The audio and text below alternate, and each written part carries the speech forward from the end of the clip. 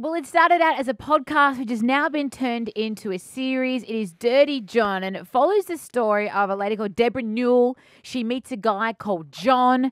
Her daughters have some suspicions. Those suspicions turn out to be very, very right. This is a crazy story. It's unbelievable, but true. And one of the real life characters, in fact, she kind of turns out to be the hero of the whole of Dirty John, is on the line right now from her home in Long Beach. Terra Newell, welcome to 2DayFM Breakfast. Hi, thank you so much for having me. It's our pleasure. Now, there are some spoilers, so if you haven't heard, listened or watched, and there's going to be a spoiler, but we can't avoid it. Yeah. Terra, this series starts off when we know there's a murder at the end. We assume the whole time, I assumed the whole time, that John kills someone, but in the end, you kill John. You are the hero. Do you feel like a hero, or is this just still too crazy to even believe? I mean, now I'm starting to feel that way, but it was just so surreal. So what was the first trigger that you realised that something wasn't quite right about John? Why did he seem suspicious to you? So when I first met him, I was helping them move into the Balboa house, but I didn't know I was helping them move. Gotcha. And I first met him, and he just didn't want to engage in conversation with me. He didn't really want to look me in the eyes, and there just seemed something off about him. And he became quite controlling towards your mum, didn't he? Oh, yeah. He wanted to control her financials. He didn't want her to see my sister. He had rules for her. I've been watching the television version of this story, and in the story, the daughter character in there, who has a different name to yours, does a lot of investigating, goes around and talks to people who knew John before he comes to meet your mum, and starts to expose his lies. Did you do that in real life? So I didn't, but my sister did. Your sister did. Yeah. Okay. She was like Veronica Mars, man. Yeah, she was. She's kind of a detective, and she likes to look into everything. She doesn't trust a lot of people, so she likes to do a lot of digging. What was the most disturbing thing that she found before it all really got serious? So before my mom broke up with him officially, we found out that he went to jail, and when he was in jail one of the times, he cut his stomach open, and then he put poop in it. What? Is that to make himself Yes. sick so he could get out of jail?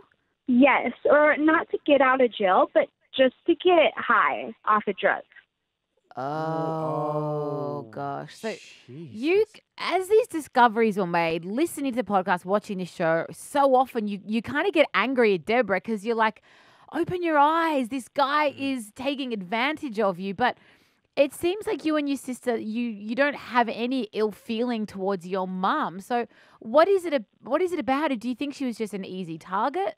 My mom is so lovable. She tries to love everyone and looks at the good in everyone. But John was able to convince her that some of the stuff that we were saying was not true. And he was able to bring her to lawyers that were able to convince her. And so she's kind of hearing like two sides. And in the past, my sister and I, we've reacted not so great towards some of her boyfriends or husbands. So she also had that. So there was already, you guys had history. He was putting up a good show, and so those two things sort of conspired to make her think, well, maybe they think that they're misjudging this guy as well. Yes. But the moment it exploded is when your mum obviously eventually decided to leave John, and he just spiraled, and that's when you had to step in. So just take us through how serious that was for you at that moment. It was my life or his, so in that moment it was so serious, and I had to get the better end of it. And he put his hand. He had a car with the trunk or boot open, and he was trying to push you towards basically kidnapping you, wasn't he? Yeah, so he tried to grab me over by my car when I got out and by my license plate, my back license plate. And then I tried getting away from him and trying to run away at first. And then I couldn't disconnect from him, so I had to fight back. So you're fighting for your life at this point, Terra? Yeah. Wow. Yeah, fighting for my life. And how many times was John stabbed?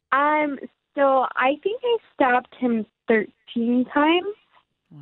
But you weren't conscious at that moment, were you? I think you just were in fight or flight mode. You were just got to get away from this guy. Yeah, no, I don't really remember, like, stabbing him at first like I do now because I have to go back through the memories a lot. But in that moment, I wasn't really, like, thinking about how many times I was stabbing him. But the last two to the head, I actually kind of gave those two thought.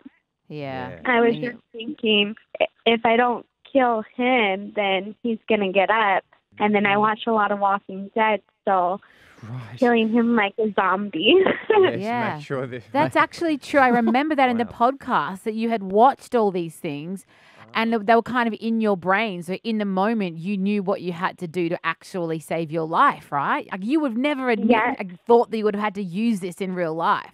Yeah, no, I was like praying that like, oh, maybe like the apocalypse would come. Well, not really praying, but like kind of fantasizing a little bit.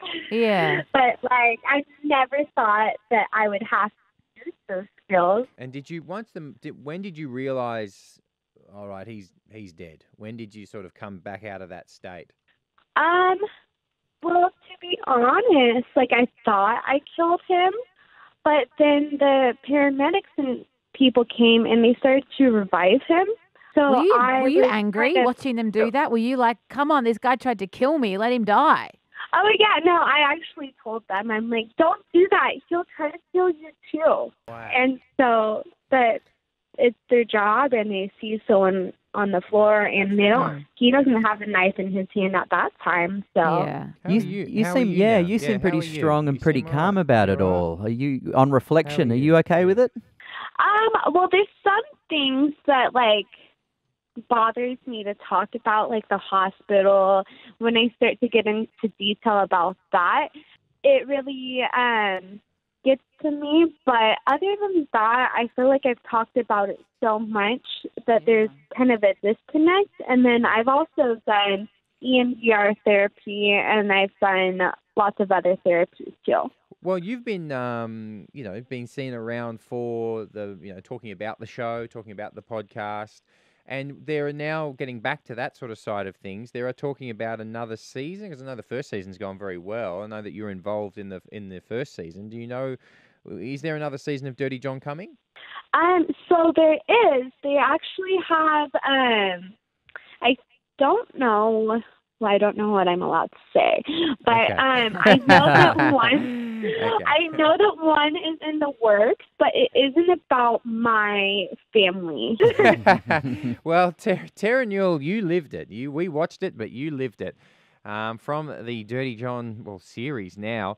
Hey, thanks so much for speaking to us today. And it sounds like you and your mum are all good. How's your relationship these days? Well, there's always room for improvement, but I feel it's great right now. Well, Awesome. we're happy to hear that. And give Cash a hug from us. Oh, thank you. I will. He's actually waiting outside the door because I locked him out. All right. Sweetheart, Thank darling. you, Terra Thanks, Newell Terra. from Dirty John. Thank you.